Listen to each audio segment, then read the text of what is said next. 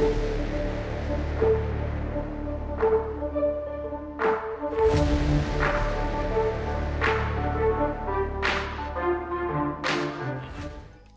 we'll just have to see. And, you know, one of the players that was most talked about, and a lot of people, I think, really were inspired by Piao's lists and the things that he brought. So we'll see how he does here, and it's going to kick off with Runecraft versus Forest, which is going to be interesting. I think PTP can be aggressive enough. I mean, it's really tough because they play a lot of followers, which means you spell boost a lot. How do you feel about this match, Exo? Well, this all comes down to if Piao can actually be the aggressor here. If he can't, D-Shift will run over the late game PTP side of things. It's just not going to happen. So, aggro or no? Piao's shown that he knows how to do it, and he's definitely mulliganing for it. What do you think, Mofo? Now, I think you already expressed it, but this is the most interesting thing about Piao's list.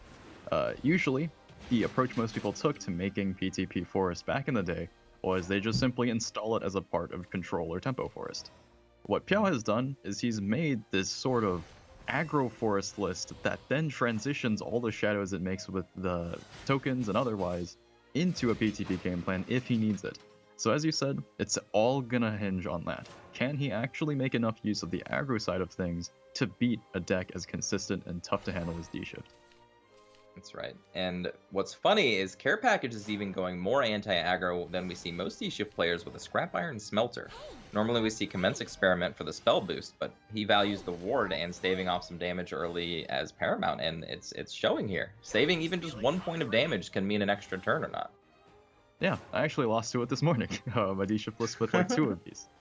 It also happened to do with not drawing D-Shift. But that aside from the point, I think it's a really, really cool option that players have opted into. Piao, I want to say, is more consistent than anyone I've ever seen to actually pulling off Elf Song on turn 4 as well. He's really good at doing that. I've noticed, like, it really just comes down to drawing the 1-drops and drawing 1-drop generators. It's not too hard to get it off. It's something like a Fairy Circle gives you the pieces to get it on turn 4, but where it really shines is when you can get it on turn 4 when you already had a board. I think that's the kind of spot we're looking at here. And I don't know if you missed it, but Piao's sending everyone hearts on his cam. So, props to Piao. Hearts back, friend. Carepackage correctly identifying that he needs to clear board on turn 4 so that Elf Song isn't as big of a deal. Right. Threw out more or less the entire package of removal he had. Minimizes the amount of pressure Piao can put out with this early board. But I think there's always the sort of issue for D-Shift where you commit all the pieces you have to getting rid of your opponent's early aggression, but if you don't have a D-Shift in hand yet, finds one really fortunately off of Merlin.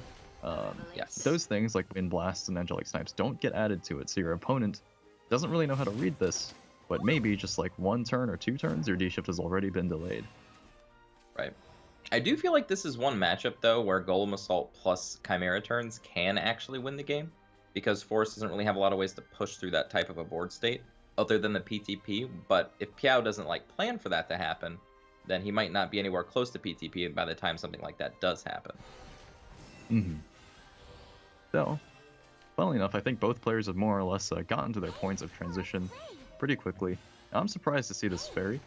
I'm surprised to see this commitment of Fairies, actually. I had thought for a second that he was going to try to hold the Fairies from the Brambles and get a huge Shadow boost off of Altered Fate. It looks like he just wants to elect to keep the board as huge as possible the entire game.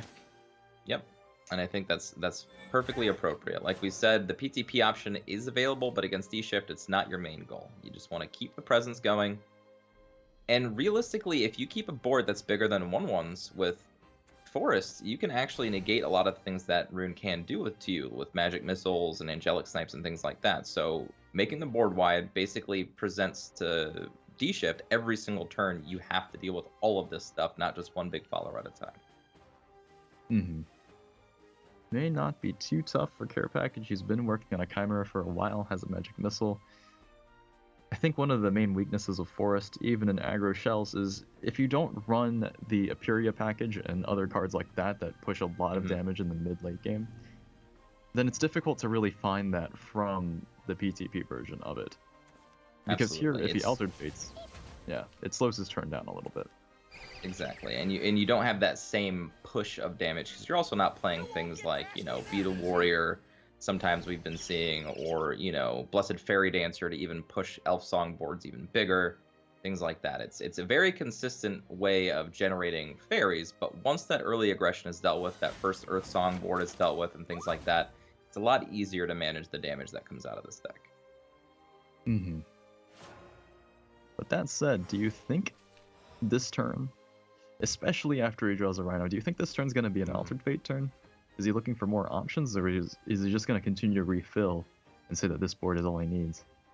And this is tough. This might be Fairy Fairy Roach just to push as much damage as possible. It sucks that Wood of Brambles is still in play. He'd rather be able to play more fairies, of course, for extra Roach damage. I don't think he can afford to really Altered Fate and find anything better than Roach damage at the moment. Honestly, at the very best, he could have Altered Fated into another Roach and added that to a part of that Roach's damage. That's He's true. gonna do the best he can with it. Airbound Barrage actually saves this Roach from the board if he wants to hold on to it. I really like that. He can also save Wood of Brambles just to have more value going into the next turns, just to never have an empty board. But it's opts for the Roach, which is definitely not a bad call. As a matter of fact, 1, 2, yeah. That's checkmate, isn't it? That might be checkmate, actually. Finding the bounce there might have been checkmate. Right, if he didn't have a bounce, he didn't find the reach otherwise. I think when you Altered Fate a small hand, that's dead end for PTP. You're not going to get PTP off that game when that sort of situation arises. And Carepackage, even though he had extra wards packed in here, in the case of like Scrap Iron, it's just not enough to mitigate mid-game damage if an opponent isn't taken or pressured off the board at all. Let's see, so 1, 2, and then I'll have 3, 4, 5. Yeah, 2 other spells. 1, 2, 3, 4. He has exact lethal, even if this board gets cleared up. Yep, and there are no wards in sight for Carepackage, and he's not winning this turn, so Piao managed to eke out a victory with a small Altered Fate into a bounce with his final play point to get that Roach back in hand, and finds ways of filling up his hand with Fairy Whisperer as well. Also necessary. There needed to be a Fairy Generator card in his hand to make it work as well. So finds exactly what he needed. I think that also, aside from how fortunate this hand was to find, it plays into a bit of what we talked about of Altered Fate as a card, in that you don't really see Altered Fate. Well, there's the Nature's Guidance, and that's really fortunate too, in case he didn't have one of those things.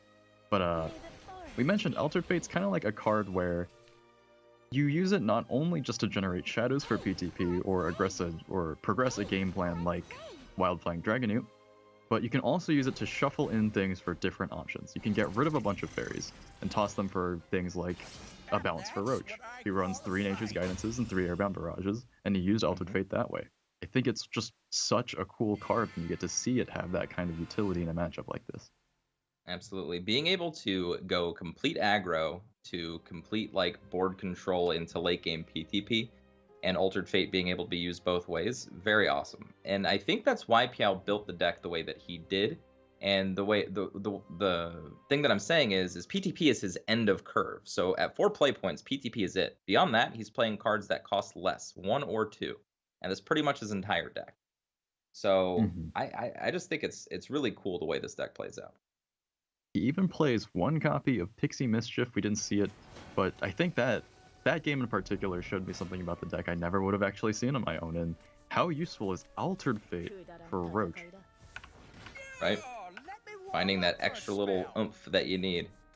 But we said before the match, or at least I said before the match, that PTP can always eke out a win. This is the matchup that I think Piao is going to suffer with. I don't know if I mean, it's not terrible, right? It's mid-shadow.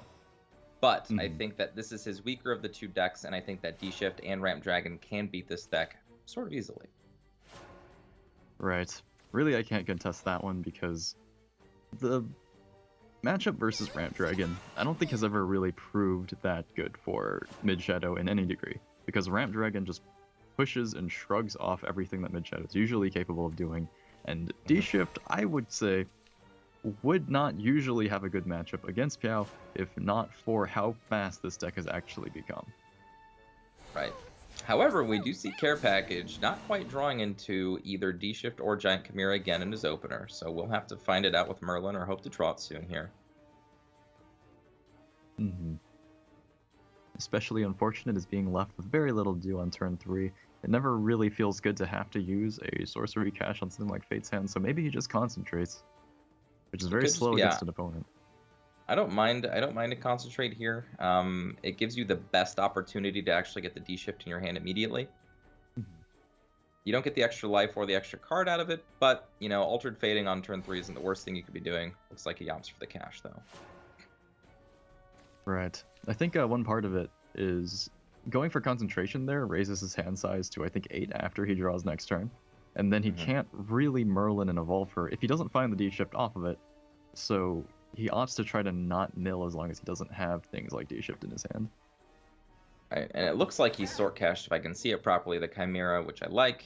Gives him a better mid-game option as he starts spell boosting here. So this is probably the best position we're going to see Piao in. I think as Carepackage starts to draw into his combo, it's just going to be a ticking clock for Piao to actually find the damage to finish this off.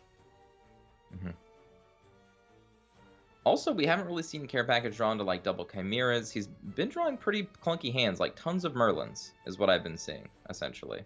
Lots and lots of Merlins. Funnily enough, I think he's drawn both Merlins both games, or at least he's been a pretty star player. Last game, even though he didn't exactly win that one, she did do him the favor of drawing him a D-Shift, which he probably really desperately wants to happen right now. Right. Let's get it there, maybe on the Evo. This will lock him out of a draw next turn. More or less has to be D-Shift, I think. Ooh. I think he's in a really bad position from not getting D-Shift off of that Merlin. And this is actually one of the downsides of playing Scrap Iron Smelters. So maybe he could have had an option to play, you know, if that was a Commence Experiment instead, into, you know, Fate's Hand, into just drawing more cards and having more action.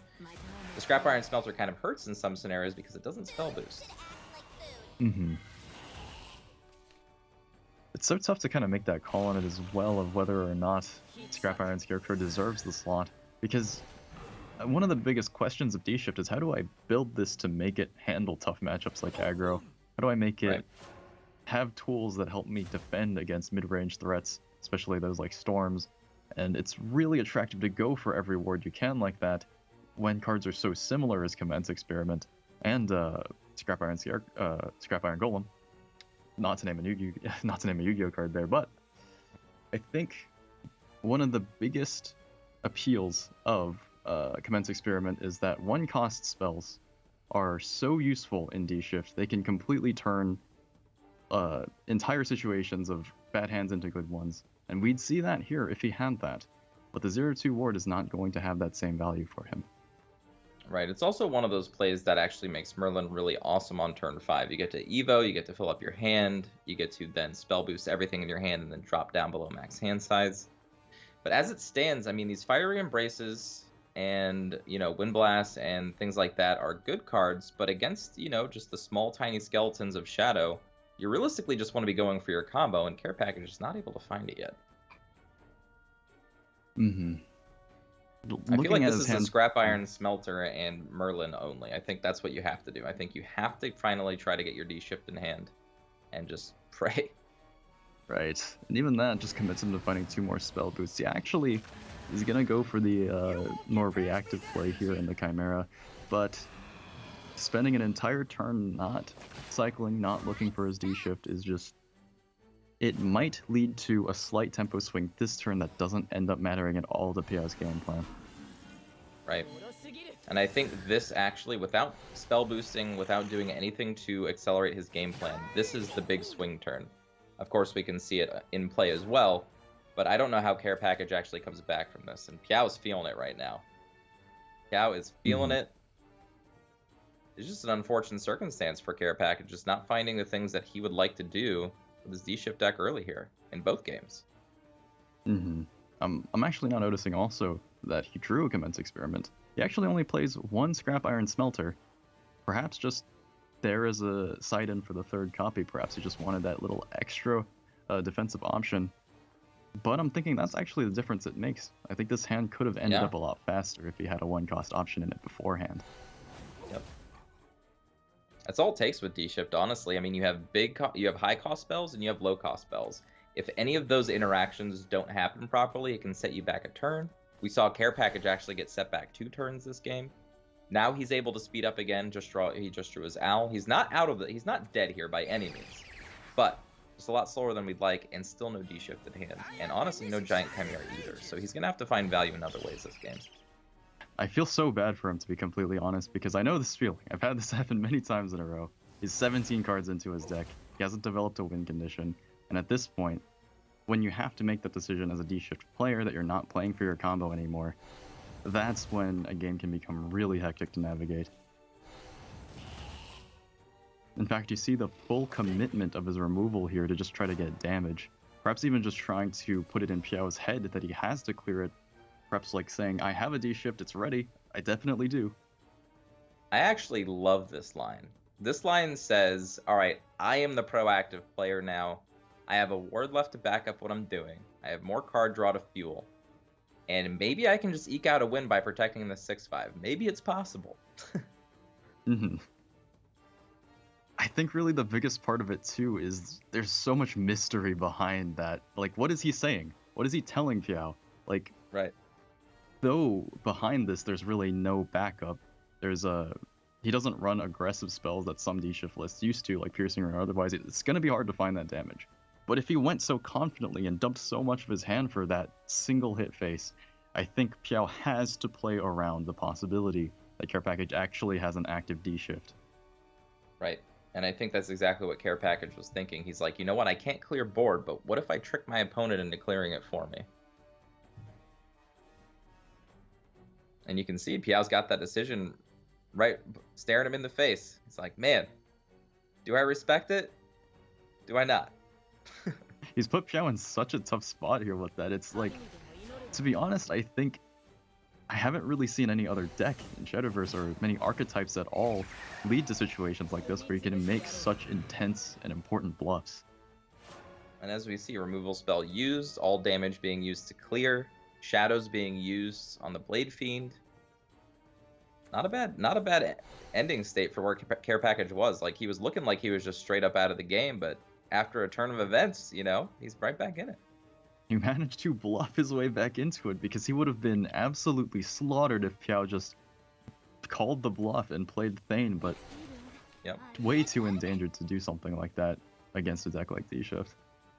Right, and now we're actually getting to a point in the game where we're getting to the cards that I was talking about with Golem Assault into an end game. He doesn't have a Chimera to back it up or any extra followers, but he does draw his D-Shift now. So if he can manage the next couple turns, which is going to be hard, especially backed up by a Thane, he might be able to squeak away with this one.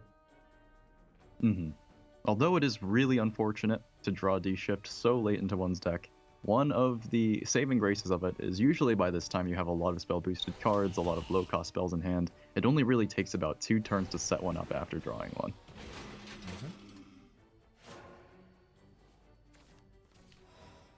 And again, getting great use out of that Scrap Iron Smelter, preventing all face damage this turn. Even just an increment of 3 could be a really big deal, because that could have been a Commence Experiment.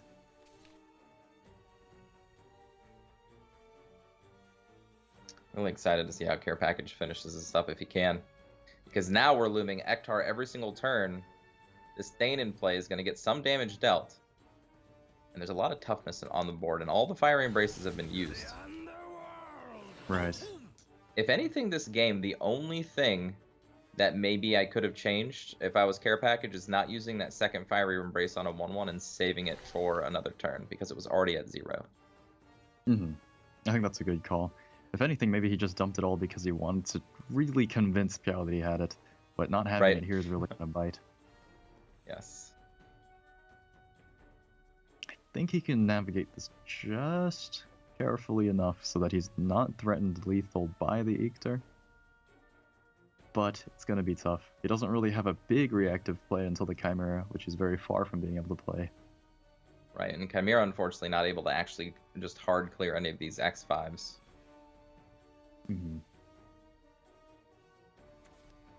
Didn't opt to go for the full-on Golem Assault, so maybe opting for just the cheaper version to get more spells played this turn. With it costing 1, he does actually get full value from this Wind Blast. He can clear anything he likes. Needs just a little bit of damage in order to accept Thane staying on the board with the white. And this The is 3 lethal. 3 bottom. Right.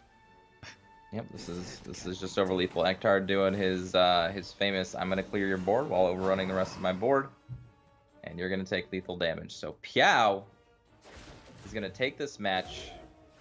Carepackage, D-shift, not your friend. Sorry, my friend.